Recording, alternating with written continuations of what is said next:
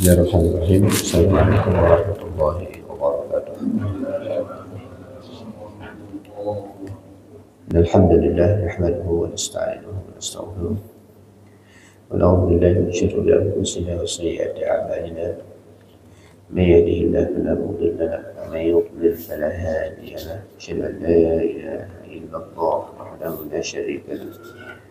Asyhadu anna sayyidana wa nabiyyana Muhammadan abduhu wa rasuluh. Amma ba'd.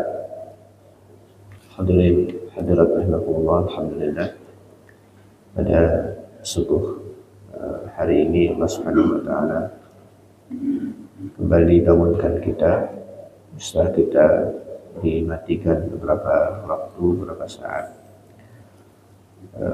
Mudah-mudahan amanah hidup di hari ini dapat kita manfaatkan sebaik-baiknya buat mendekatkan diri kepada Allah Subhanahu wa taala.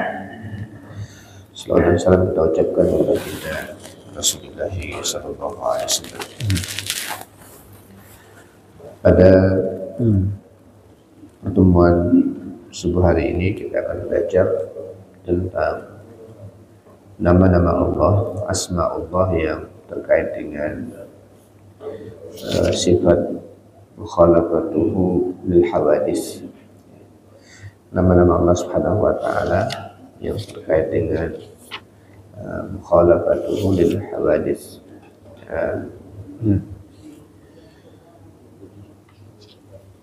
Yang sudah kita pelajari pada pekan yang lalu tentang sifat mukhalafatuhu lil hawadis. Lalu apa saja nama-nama Allah Subhanahu wa taala yang terkait dengan hal itu?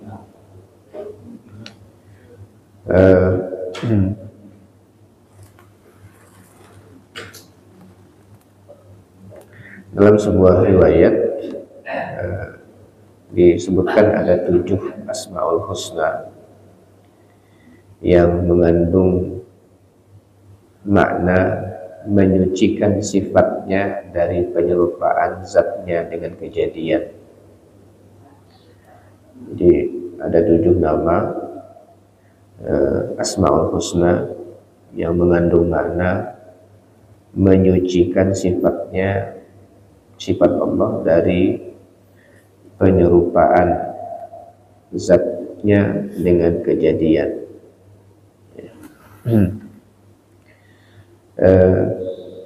7 Asmaul Husna itu adalah As-Salam, Al-Quddus, Al-Ghani, As-Samad, Al-Awwal, Al-Akhir, dan Al-Baqi, ya, Al-Baqi. Nah itu 7 nama yang terkait dengan 7 nama yang terkait dengan penyucian sifat Allah Subhanahu wa taala dari penyerupaan zatnya dengan kejadian, ya, bahwa ada 7 nama. Yang pertama adalah As-Salam, ya. As-Salam, As-Salam artinya adalah selamat dari kekurangan, baik zat, sifat maupun amalannya. As-Salam artinya adalah selamat dari kekurangan, baik zat, sifat maupun amalannya. Misalnya terbebas dari segala bentuk persamaan dengan kejadian.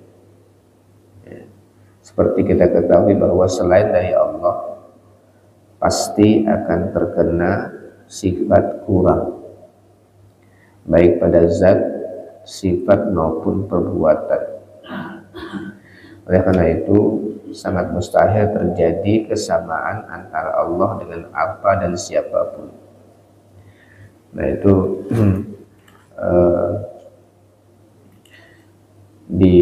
dari nama ini, ya, sudah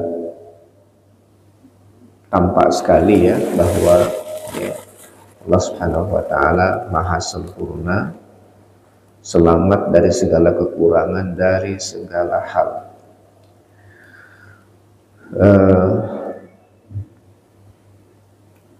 Di surah Al-Hasyr yang biasa kita baca ya, Allahu la ilaha illa huwa alimul ghaibi wasyahada warrahmanur rahim, Wallahu la ilaha illa al-malik al-quddus as-salam al-mu'min al-muhaiminul azizul jabbarul mutakabbir subhanallah amma yusyrikun.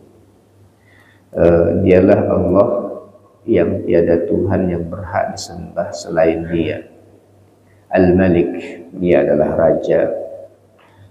Al-Quddus, yang Maha Suci. Wallahu al-Malik al-Malikul Quddus as-Salam, yang Maha Sejahtera. Al-Mu'min, yang mengaruniakan keamanan, dan seterusnya. Itu yang pertama dari makna assalam, adalah selamat dari berbagai macam kekurangan, baik zat, sifat maupun amalannya. Nah, tidak ada makhluk yang berani mengatakan sempurna. Ya, tidak ada makhluk yang berani mengklaim dirinya sempurna. Ya, baik zatnya, ya, fisik, zat, baik sifat, baik perbuatan, tidak ada yang berani menyatakan sempurna. Nah, dari sifat Allah yang sempurna itu, yang tidak ada kekurangan, maka segala yang berasal dari Allah, itu nanti juga akan memiliki sifat ini. Namanya Al-Quran, dari sejak awal setelah Al-Fatihah, awal surah Al-Baqarah, langsung Allah nyatakan Alif Lam Mim dzalikal kitabu la raiba fihi. Ya, langsung Allah mengatakan kitab ini tidak ada keraguan ya di dalamnya. Allah pastikan ya, karena berasal dari yang maha ya, sempurna, ya, maha selamat dari berbagai macam kekurangan. Tidak ada kekurangannya ya, tidak ada kekurangannya. Kalau kita nulis buku atau apa aja lah, ngomong, ujungnya pasti ya tak ada gading yang tak retak. Jadi sebagai makhluk ya, banyak kekurangan, banyak kekhilafan, selalu akan di sana sini banyak kekurangannya. Tidak akan berani mengatakan ini buku saya sempurna. Oh, nggak ada, ya, nggak ada yang berani untuk menyatakan itu. Jadi nyata sekali ya, keselamatan berbagai hal yang Allah Subhanahu wa taala miliki, baik zat, sifat maupun amalannya, itu terbebas dari segala hal ya, kekurangan. Jadi dari sini saja ya, sudah sangat berbeda dengan makhluk. Sedangkan berbeda dengan makhluk itu dengan mukhalafatuhu lil hawadis. Dia sangat berbeda dengan makhluk. Ya. Kemudian kita ini kan makin hari makin banyak kurangnya. Ya. Kita makin hari makin banyak kurangnya. Ya.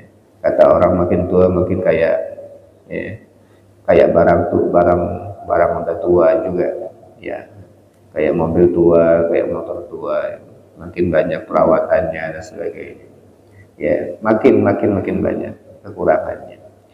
Nah, tapi Allah Subhanahu wa taala ya, tidak ada satupun ya, kekurangan itu, dan itu kita buktikan dalam kehidupan kita sehari-hari. Makna lain dari as-salam yaitu yang maha menganugerahi keamanan menjaga hamba-hambanya yang mukmin dari kejahatan. Itu assalam. Ya. Maka ini yang sering kita pakai, yang sering kita pahami, assalam itu.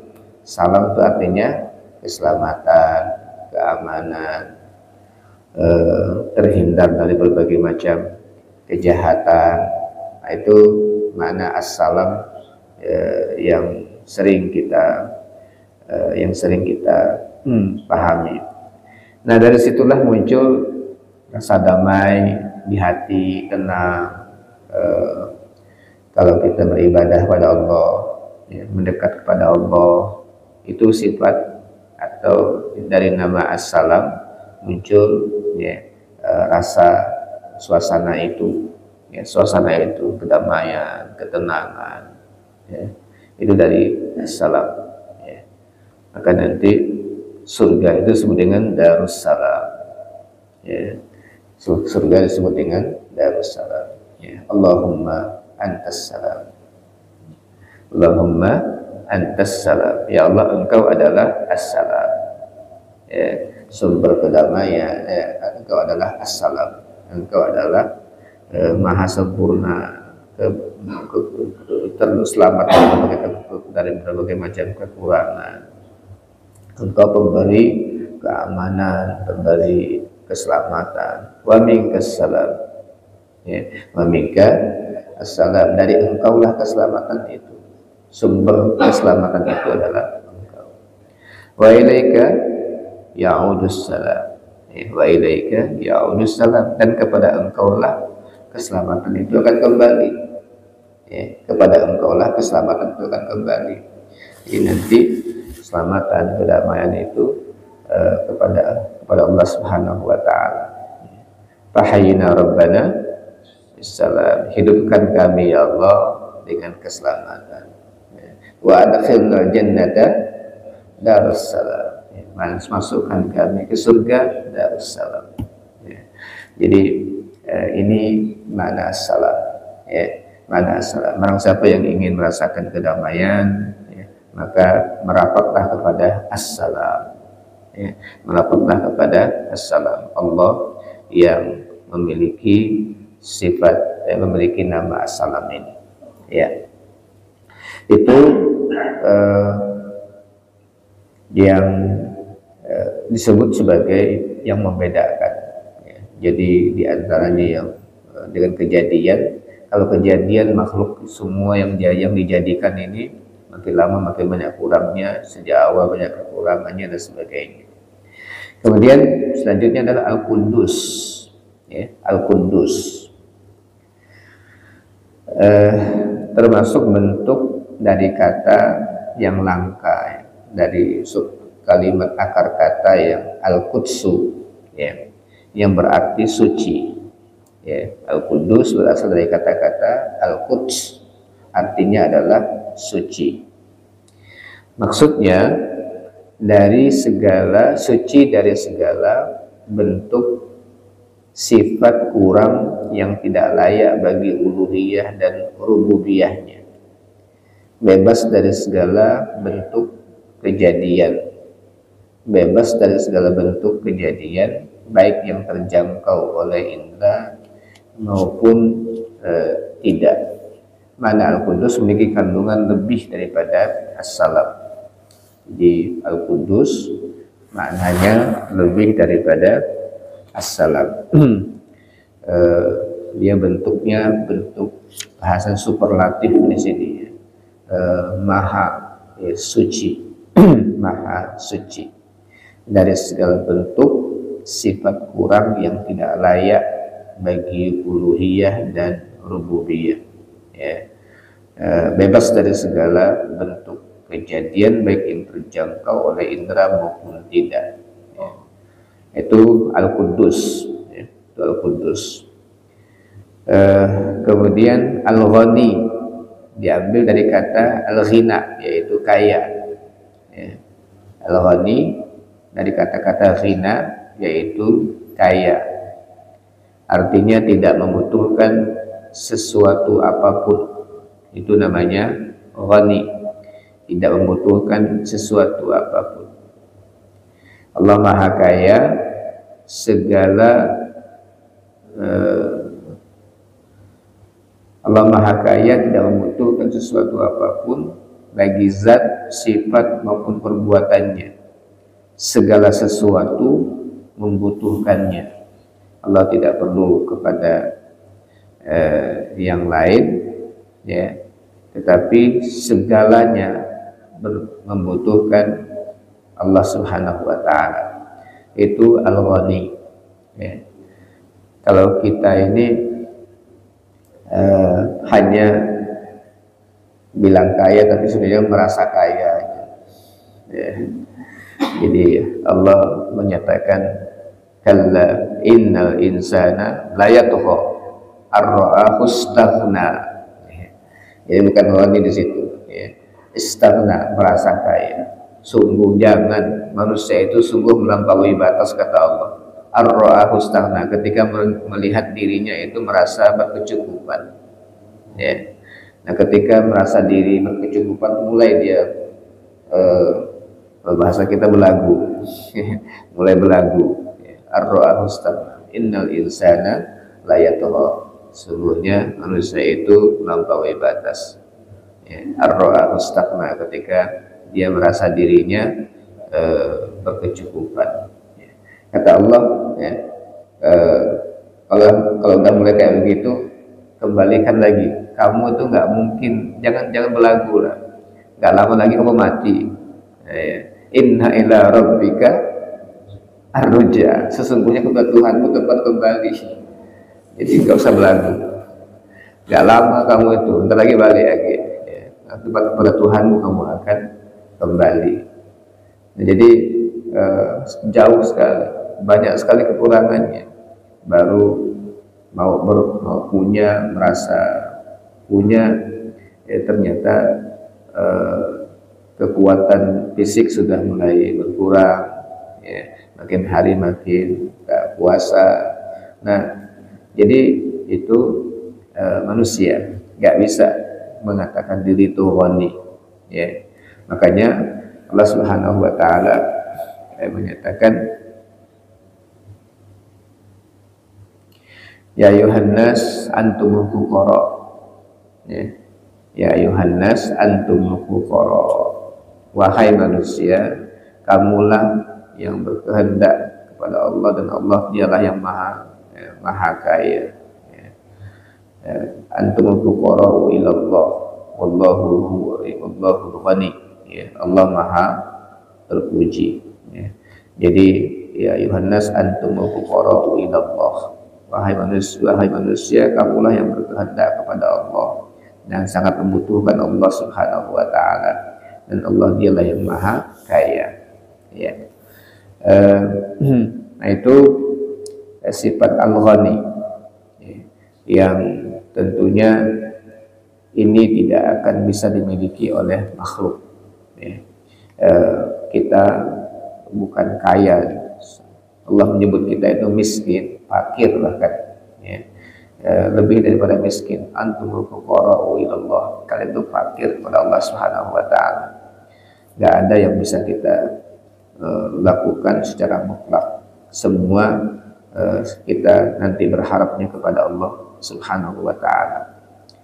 Kemudian yang keempat adalah As-Samad, ya, As-Salam, Al-Quddus, Al-Ghani, dan As-Samad yang keempat.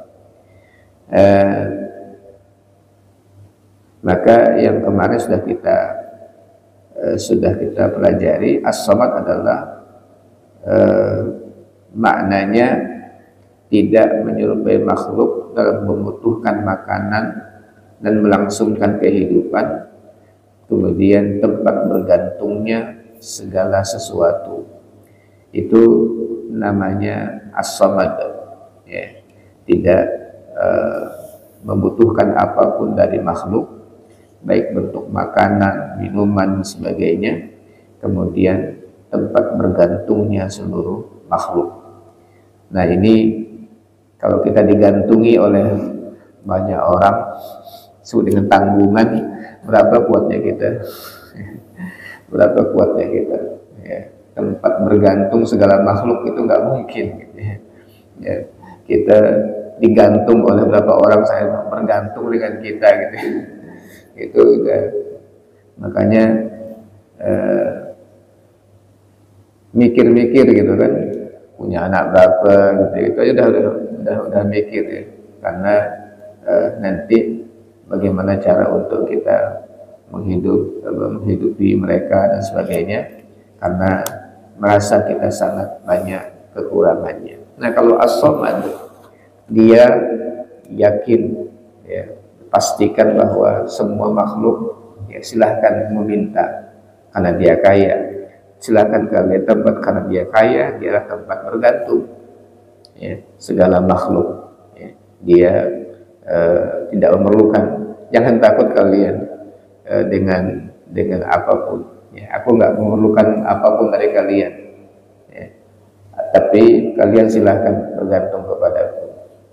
Nah, ini kan luar biasa ya, kasih sayang Allah Subhanahu wa Ta'ala kepada kita itu luar biasa.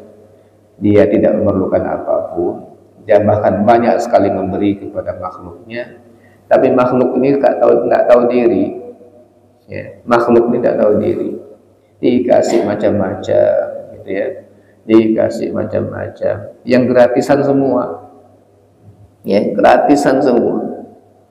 Bayangkan ya, matahari tiap hari itu ya, itu Masya Allah.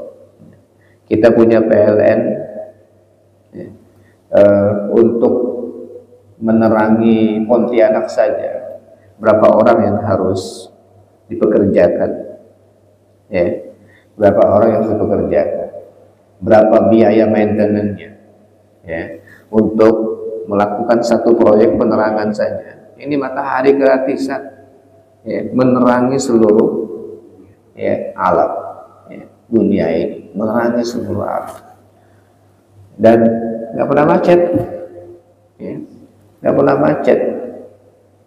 Ini luar biasa. Jadi tempat bergantung seluruhnya.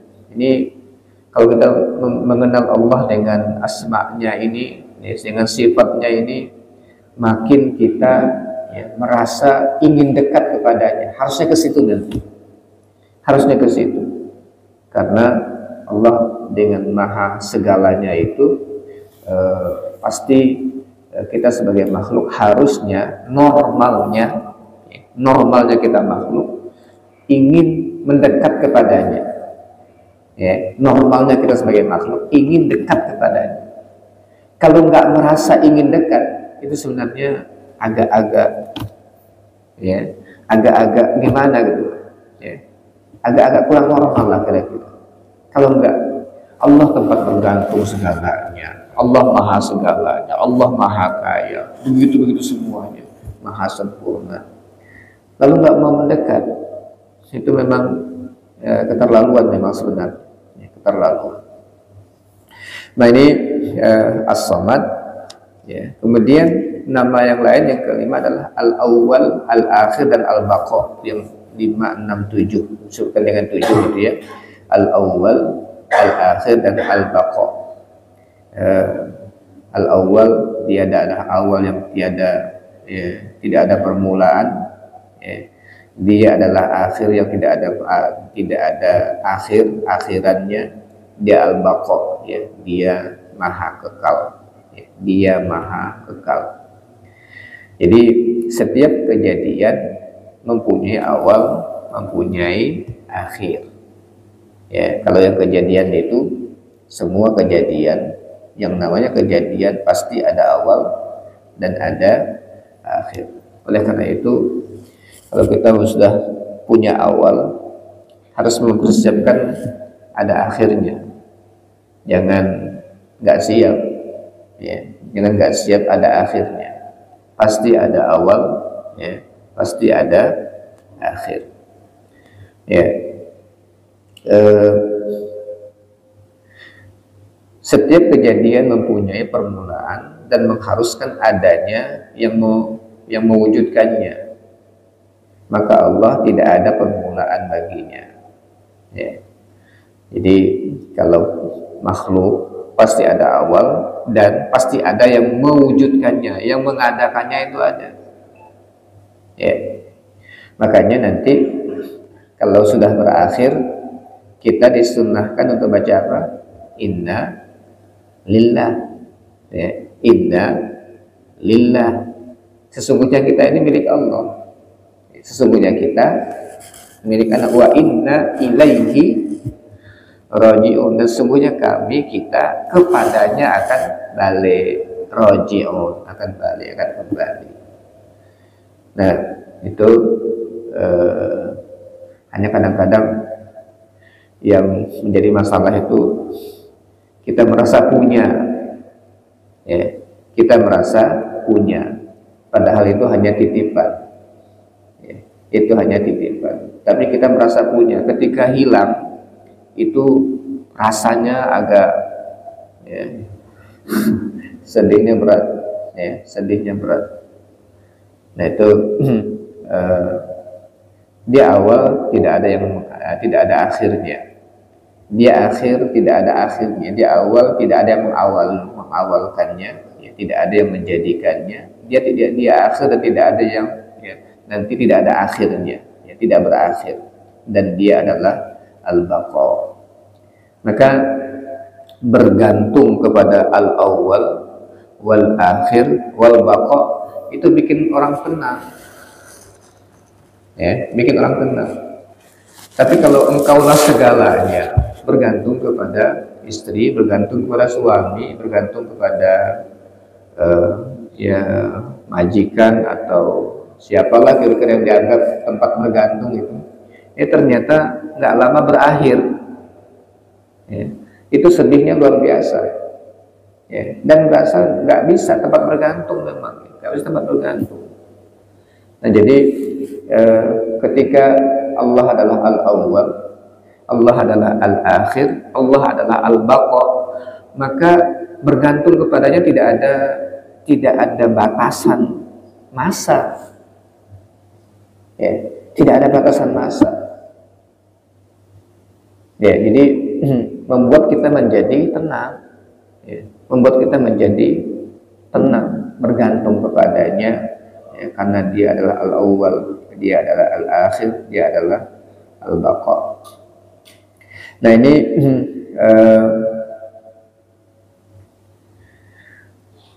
bahasa di sini tidak terjarah oleh kepunahan. Bahasanya al-baqa itu, ya, al-awwal, al-akhir, al-baqa itu tak terjarah daripada kepunahan. Tidak ada awal yang mengawali, tidak ada akhir yang mengawali, tidak ada batas akhir, dan dia adalah al-baqa, ya. Dia adalah al-baqa, ya. Itulah dalam surah Al-Hadid, ya, wal awwal wal akhiru wal zahiru wal batin, ya. Nah itu disebutkan. Kemudian surah Ar-Rahman juga, semua yang ada di bumi itu akan binasa. Kullu man 'alaiha fan, ya, kullu man 'alaiha fan, semua yang ada di muka bumi ini fana, ya, fana. Wa yabqa wajhu rabbika dzul jalali wal ikram, ya, wa yabqa wajhu rabbika dzul jalali wal ikram, dan yang kekal hanya wajah Tuhanmu yang mempunyai kebesaran dan kemuliaan. Hadirin sekalian, itu 7 nama yang terkait dengan sifat mukhalafatuhu lil hawadits, ya, bahwa Allah menyelisihi semua kejadian, ya, menyelisihi semua kejadian. Nah ini lalu pengaruh asma'nya, ya, bagi makna mukhalafatuhu lil hawadits ini, siapa saja yang meyakini dengan mantap, dan yakin itu harus mantap, Bapak Ibu sekalian, baru disebut dengan iman. Itu adalah keyakinan yang tak dimasuki oleh sedikit pun keraguan. Itu yang namanya iman, ya. Kadang-kadang setan masuk tuh nyusup, ya. Nah kalau ada sedikit keraguan, kembalikan lagi, ya, dengan sifat Allah Maha segalanya ini. Ya, kembalikan lagi, kuatkan lagi keyakinan. Siapa saja yang meyakini dengan mantap bahwa sifat-sifat Allah berlawanan dengan segala kejadian, bebas dari segala kemungkinan kesamaan, kemudian ia menghayati dengan seksama asma Allah, Al-Quddus, As-Salam, ya, Al-Ghani, As-Samad, Al-Awwal, Al-Akhir, maka ia akan berdiri pada posisi yang kokoh.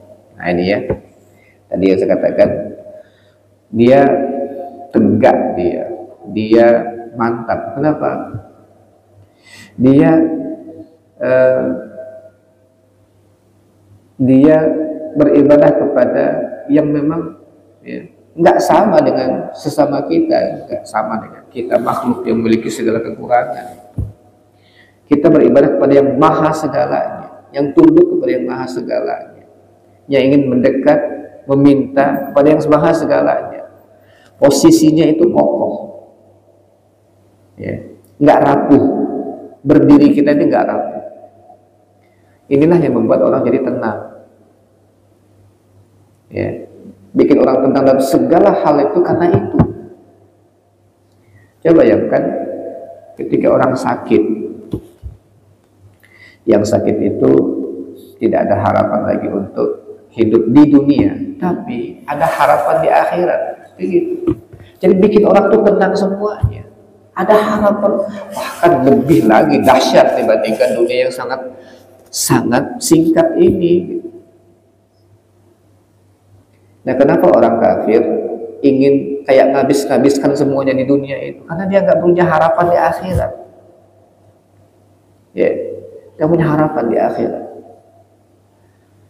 Jadi kalau kita yang meyakini sifat-sifat kayak begini, karena Allah Al-Baqa, Allah Al-Baqa, wal awwal wal akhir, dan semuanya yang lain semua fana. Jadi dia berada pada posisi yang sangat kokoh dalam hidup ini. Ia sekali-kali tidak akan terjerumus ke dalam lembah kesalahan dengan menyerupakan Allah dengan makhluknya, atau menyerupakan makhluk dengan khaliknya. Itu gak akan mungkin. Dia akan terjerumus ke situ, lalu menyamakan al-khalik dengan makhluk. Kalau dengan dia sudah mengetahui sifat-sifat ini, nama-nama ini, nggak akan terpengaruh dengan itu. Ya, Allah pasti beda. Ya. Jadi nggak mungkin dia akan menyembah, meminta kepada yang sama, apalagi dengan di bawah dia. Ya, yang sama atau di bawah dia. Jadi kalau dengan mengenal sifat Allah, kemudian nama-nama Allah yang kayak begini, nggak akan mungkin dia minta sama apa namanya, minta tolong sama bahkan ada yang menjadikan tikus saja sebagai Tuhan, gitu. Ya kayak begitu kan. Kayak di Mesir tuh buaya, ya, gara-gara Nil tuh banyak buayanya yang cukup ganas. Akhirnya apa? Supaya nggak ganas, dikasihlah dia makan macam-macam, gitu ya. Dianggap sebagai membahayakan. Nah, jadi macam-macam, ya, yang disembah itu, apalagi seperti itu, dia tidak akan terjebak ke dalam hal-hal yang memposisikan dirinya akan tunduk kepada yang sama, apalagi di bawah dia. Nah, berdasarkan hal ini, seseorang akan memiliki keyakinan tidak akan menyembah selain Allah. Ya, tidak akan menyembah selain Allah. Kenapa harus menyembah kepada selain Allah?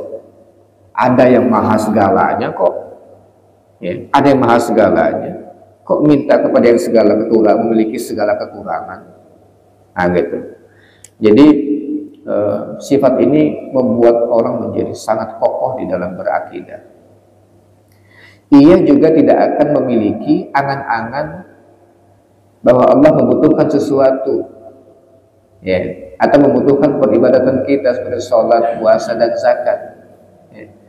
Ini kan gara-gara ingin mencari sesuatu yang mendatangkan manfaat mudarat, ya, tetapi salah di dalam memahaminya. Akhirnya dikasihlah Tuhannya itu macam-macam, ya.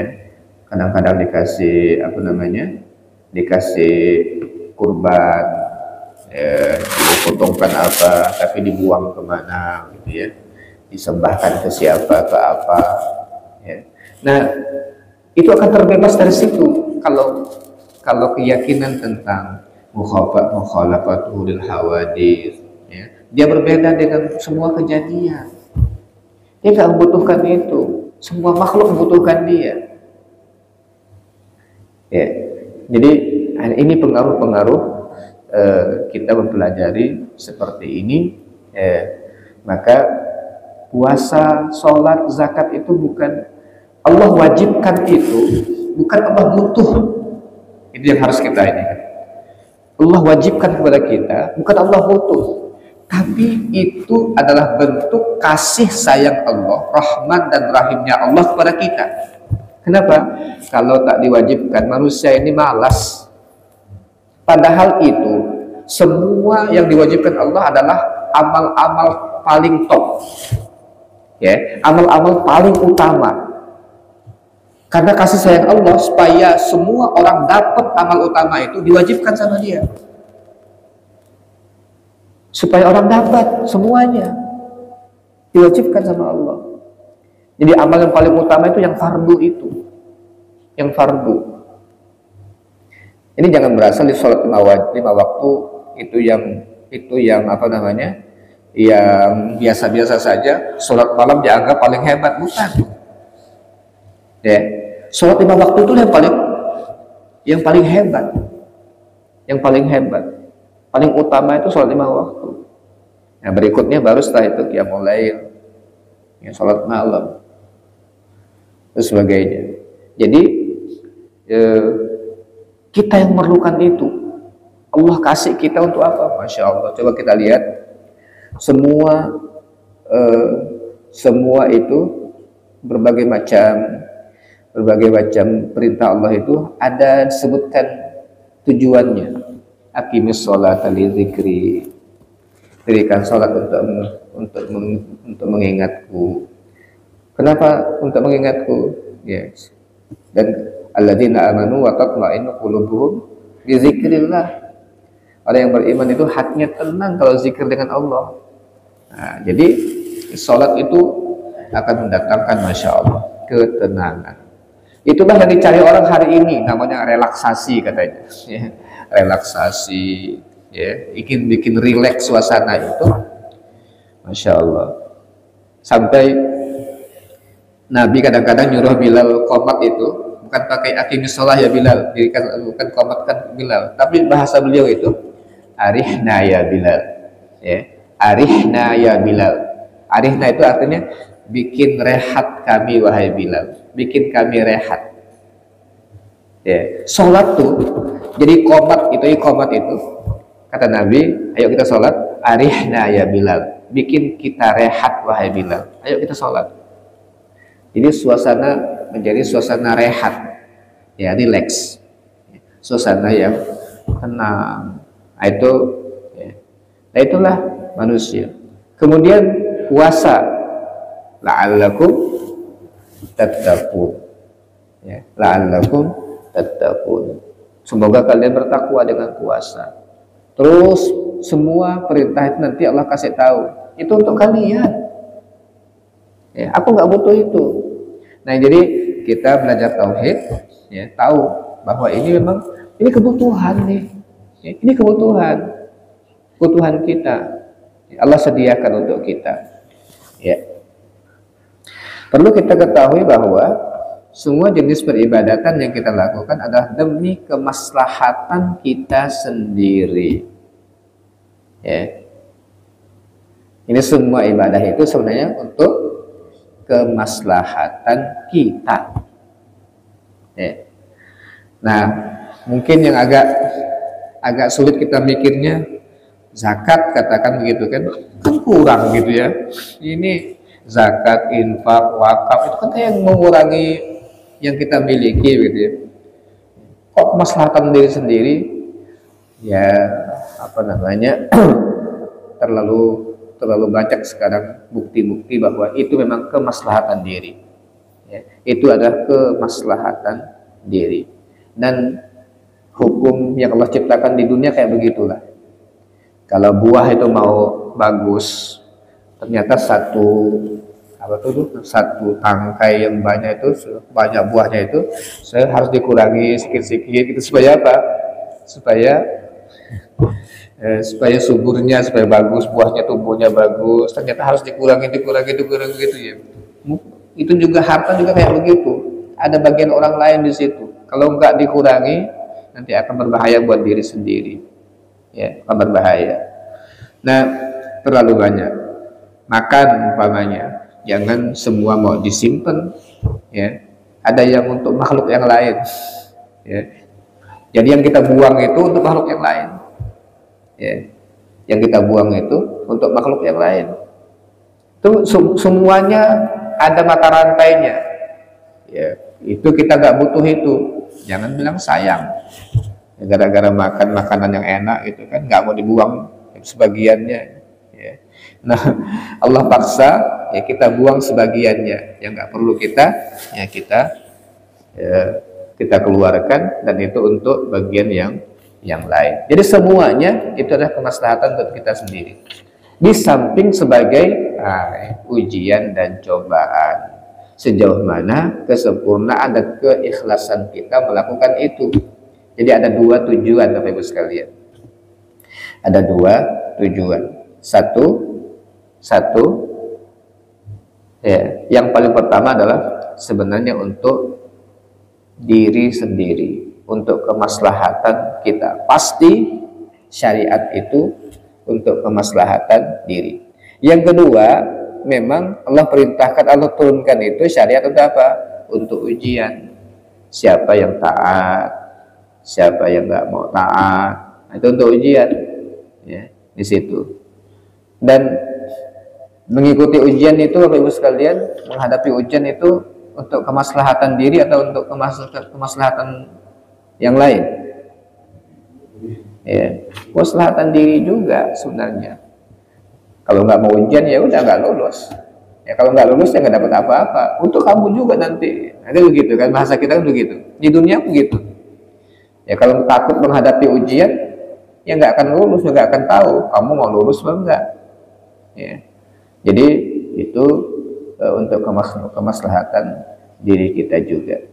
Baik, itu pelajaran kita pada hari ini. Kita buka ruang untuk kita saling berbagi, kemudian mungkin tanya jawab dalam hal-hal yang perlu kita diskusikan. Allahu a'lam. Assalamualaikum warahmatullahi wabarakatuh.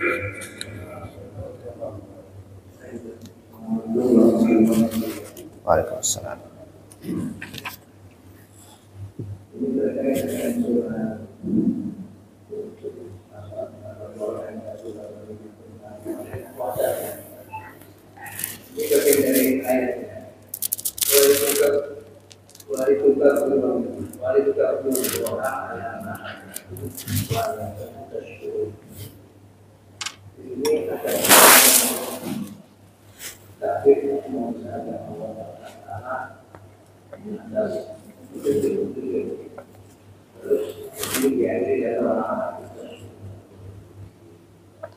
Saya belum melihat ini sebagai satu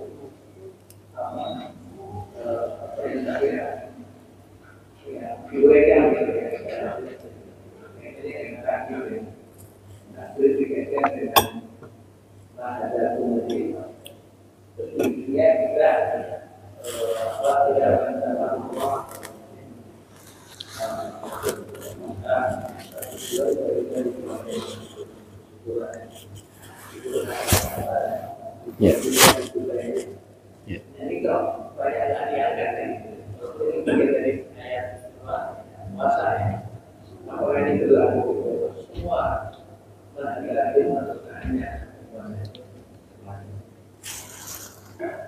Baik. 185 ya. 185 ya. Itu surah Al-Baqarah. Banyak ahli tafsir yang memaknai ayat itu sebagai perintah takbir di akhir puasa. Ya. Setelah selesai seluruh ibadah puasa kita, terbenam matahari di hari terakhir, maka kita diperintahkan untuk takbir. Walitukabbirullaha ala ma hadakum. Hendaklah kalian membesarkan Allah atas hidayah yang telah diberikan kepada kalian. Nah, di puasa itu ya adalah bentuk daripada ketaatan kita yang sangat luar biasa, musim ibadah. Dan ibadah itu tidak mungkin bisa kita lakukan kecuali dengan hidayah dari Allah Subhanahu wa taala. Namanya hidayah taufik namanya. Hidayah taufik. Allah kasih kita kemudahan melaksanakan perintahnya. Masya Allah, di bulan Ramadan itu luar biasa. Jadi Ramadan sebagai induknya, tetapi turunan daripada perintah Ramadan itu kita jadi rajin puasa, kita rajin sholat, kita rajin baca Quran, kita rajin sodako, kita rajin macam-macam di bulan puasa itu. Nah, itu namanya hidayah ya. Dan tidak ada yang bisa memberikan hidayah itu kecuali Allah, yang menunjukkan kita, memudahkan kita untuk melakukan apa, menggerakkan kita untuk melakukan perintah Allah itu dari hidayah Allah. Maka ya kita harus mensyukuri nikmat Allah yang maha besar ini ya. Allah maha besar ini di atas karunia dan hidayah yang diberikan. Jadi di situ hubungannya bahwa adalah kalian membesarkan Allah Subhanahu wa taala ya, karena Allah lah yang memberikan kemampuan kalian untuk melaksanakan berbagai macam ibadah tersebut ya, itu maksudnya. Jadi dan ternyata kita di dalam sholat pun selalu takbir kan, Allahu Akbar. Setiap gerakan kita itu, maka yang maha besar itu hanya Allah. Baik saat kita berdiri, baik pada saat kita ruku, baik pada saat kita sujud, baik pada saat kita duduk, itu semua yang maha besar itu Allah. Artinya dalam segala keadaan yang maha besar itu hanya Allah Subhanahu wa taala. Yaitu makna-maknanya bahwa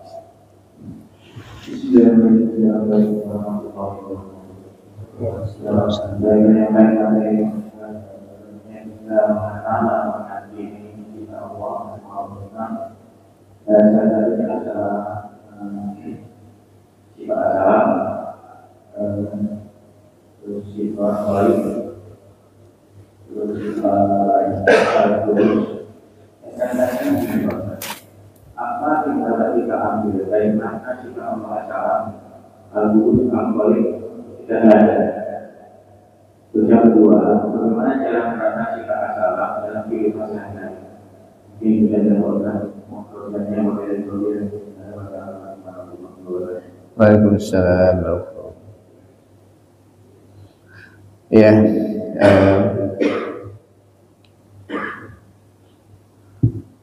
memang nanti yang paling utama ketika kita belajar Asmaul Husna ini, ya, belajar Asmaul Husna ini adalah bagaimana kita berusaha untuk menjadikannya ya, bermanfaat dalam kehidupan sehari-hari kita ya. Nah, ini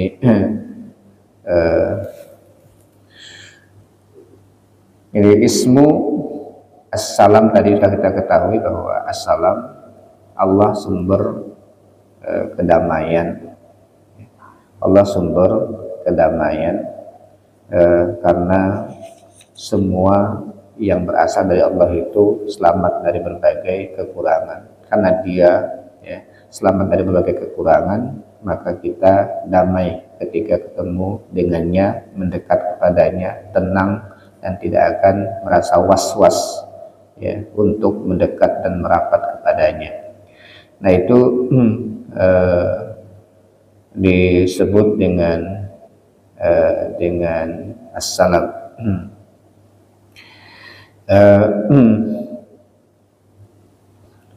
Nah jadi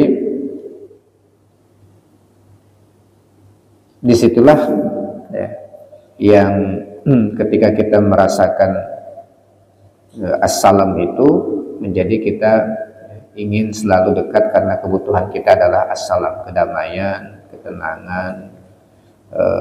Hidup itu semuanya kembalinya ke sana. Mau apapun kita sebenarnya ingin dapat itu, ingin dapat tenang, ingin dapat damai, sebagainya.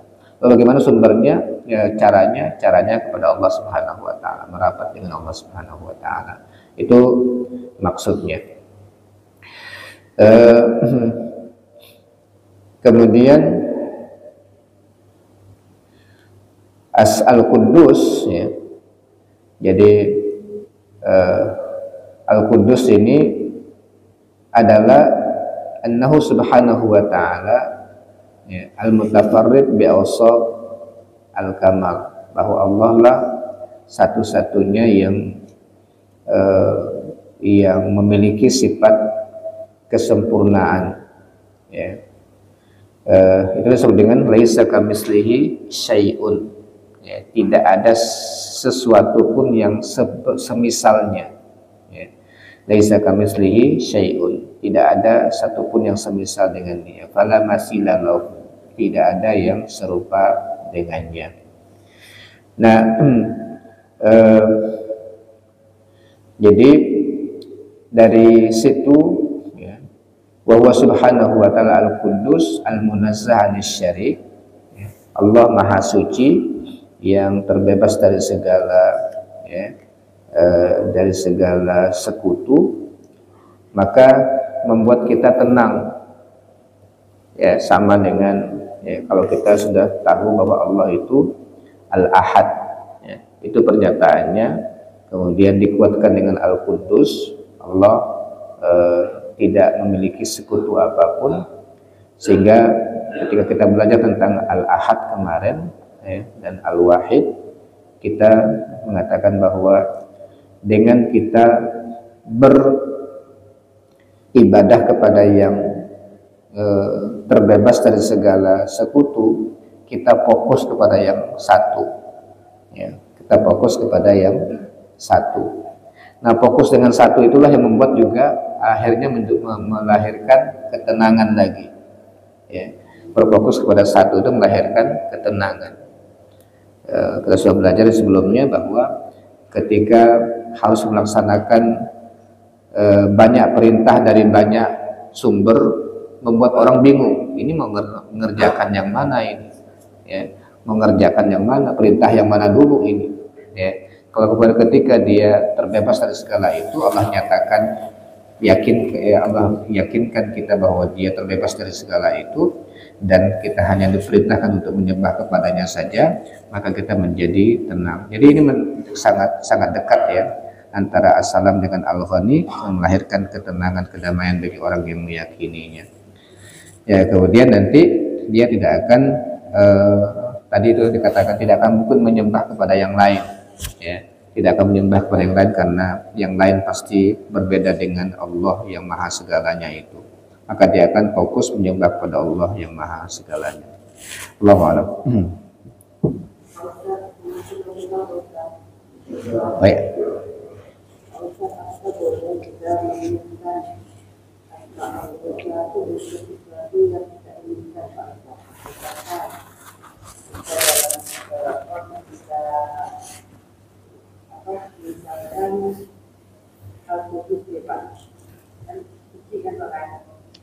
Jadi kita baca itu, jadi kita tuh melakukan apapun itu terus baca itu, apakah dibolehkan Pak Ustaz? Ya Allah berfirman. Kita seperti meniatkan sesuatu itu tanpa mengucapkan itu, ini kurang apakah boleh buat? Allah malah minta ke kita untuk itu. Walillahil asmaul husna fad'uhu biha. Allah tuh punya nama-nama yang sangat baik. Memintalah dengannya. Jadi kita disuruh minta dengan nama-nama Allah itu. Jadi dan kalau minta sesuaikan dengan permintaan, Bu. Ya, pokoknya kita minta rezeki, sebut nama ya Razzaq, nah gitu ya, gitu. Jadi mintanya sesuai dengan namanya. Kalau di dunia tuh kalau mau jolok atau membuka anggarannya ya, kalau nggak sesuai dengan nomenklaturnya nggak bisa dicairkan gitu ya, nggak bisa dicairkan. Kenapa? Nggak sesuai dengan nomenklaturnya ini. Jadi kalau meminta sama Allah, sesuaikan. Ya, sesuaikan. Makanya kalau kita minta anak keturunan yang soleh solehah, apa ininya? Rabbana hablana, karena Allah al-Wahhab, ya. Allah al-Wahhab, jadi Rabbana hablana min azwajina wa dzurriyyatina qurrata ayun. Karena Allah namanya al-Wahhab, maka kita minta ya, anugerahkan kepada kami karena Engkau Maha Segala. Nah kayak begitu, sesuai dengan nama kita minta. Ya, zikir. Tidak perlu tidak harus dibatasi berapa kali. Ya pokoknya kita sebanyak-banyaknya. Ya. Zikir tubuh ya, bisa lebih utama dibandingkan doa. Ya. Jadi kita sebut begitu saja, insya Allah ya, lebih daripada doa nanti dikabulkan. Ya, lebih daripada doa dikabulkan. Jadi itu keutamaan zikir yang yang menggunakan asmaul husna. Ya, silakan saja. Karena Allah yang mempersilahkan kita untuk menggunakan dan menyebut namanya.